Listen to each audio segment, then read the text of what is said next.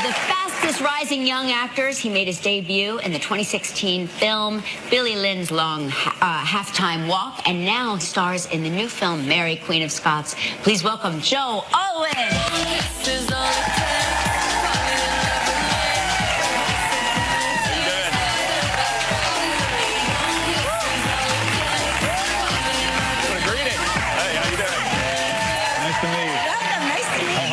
Nice to see you, man. Welcome. Thank you for having me. Good to see you. Wait, are we your first talk show ever? Yes. Ah, well, it doesn't get better than this.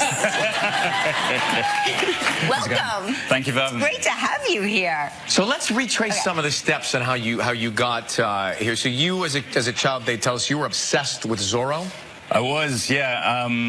The Antonio Banderas, Anthony Hopkins version, I was madly obsessed with, and I would just watch that VHS until it just completely burned out and died. But I was obsessed with it. I used to run around the house scratching little Zeds under sofas and radiators and tables. And your mother must have loved that. Yeah. Now, did you take fencing lessons or anything? I did. You did? Yeah, because of that, me and a friend took up fencing lessons and decided we wanted to, you know, ride around on horses and wave swords and chase Catherine Zeta-Jones. And At what point did you know that you wanted to pursue your career in acting?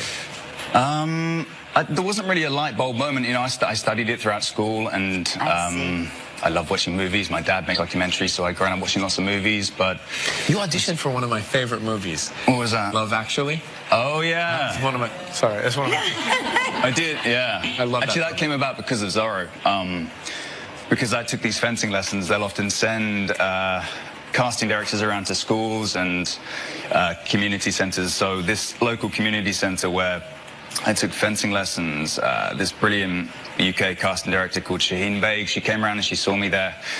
And it meant that I got time off school to go to this audition. So I went to it, and then they had me back for another one, and there was a whole series of workshops, and I didn't get it in the end, obviously. But but I do remember meeting Hugh Grant and Richard Curtis and sitting down with them and reading some scenes. Incredible. Here's the big commercial break. Coming up, we're going to find out what happened when Joe saw one of his co-stars in hair and makeup. Stick around. Tomorrow on Live from the Great American Baking Show, Emma Bunton. That's a scene from Mary, Queen of Scots, starring Joe Alwyn. It's based on the book. Yes, it's based on the book, a historian called John Guy, and it's the film and the book. It's about Mary's claim to the throne and how she kind of navigates her world, you know, surrounded by men who are trying to control her, and her relationship with Queen Elizabeth, who Margot Robbie plays, and they're both phenomenal in it. Yeah. The Battle of the Queens. The makeup is kind of remarkable. I mean, I've only seen the trailer. Like I said, I haven't seen the film yet, and